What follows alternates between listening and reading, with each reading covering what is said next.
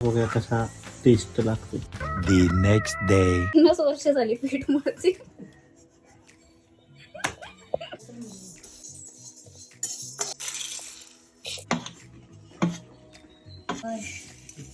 एवढा भारी झालंय चिवडा.